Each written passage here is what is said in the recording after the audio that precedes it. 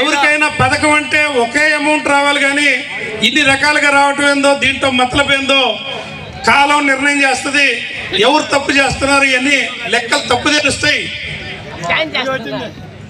ఈరోజు మనం ఇక్కడికి వస్తా బాబు గారి మోసాలను ఎండగడదామని ప్రజలకు చెబుదామని మేము వస్తా ఉంటే అడుగడుగున పోలీసుల ఆటంకాలు, ఇక్కడికి రావడానికి పోలీసుల ఆటంకాలు. పోలీసులు అడ్డం పెడితే ఆగుతామా?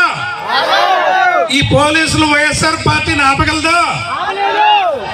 వాళ్ళదేముంది పాపం, వాళ్ళకి ఎక్కడి నుంచో ఒత్తిడి, ఈడ జనం కనపడితే ఎక్కడో ఒత్తిడి.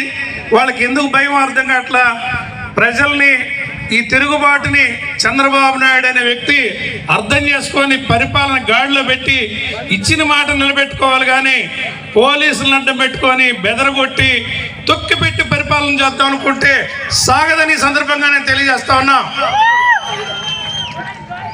మీ అందరికీ ఒక మాట చెప్తా ఉన్నాం, ఏ పార్టీ మన పార్టీ కార్యకర్తకి ఏ ఒక్కరికి కష్టం వచ్చినా, ఏ ఒక్కరికి ఇబ్బంది వచ్చినా నేను ఒంగోలులోనే ఉంటా. మీరు పిలిచిన పావు గంటలో మీ దగ్గర ఉంటానని సందర్భంగా తెలియజేస్తున్నా.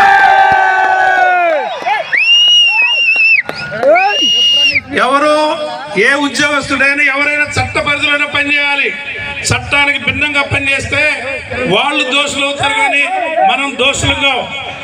ఈ ప్రభుత్వం గుడ్డి ప్రభుత్వం. ఇక ఒక సంవత్సరం ఆగితే వీళ్ళు ప్రజల్లో తిరగలుగుతారని కూడా నేను అనుకోవట్లా. నిన్న ఒక మంత్రిని తోసిపడేశారు. నీకు 15 నీకు 15 నీకు 15 అని చెప్పాడు ఒక మంత్రి. ఆయన నెట్టిపడేశారు ప్రజలు. ఈ దుస్థితి ఏర్పడతా ఉంది వైఎస్ఆర్ పార్టీ నాయకులకి, శాసనసభ్యులకి. పెద్దలందరూ మాట్లాడాలి కాబట్టి తర్వాత చర్చించుకుందాం చివరిలో.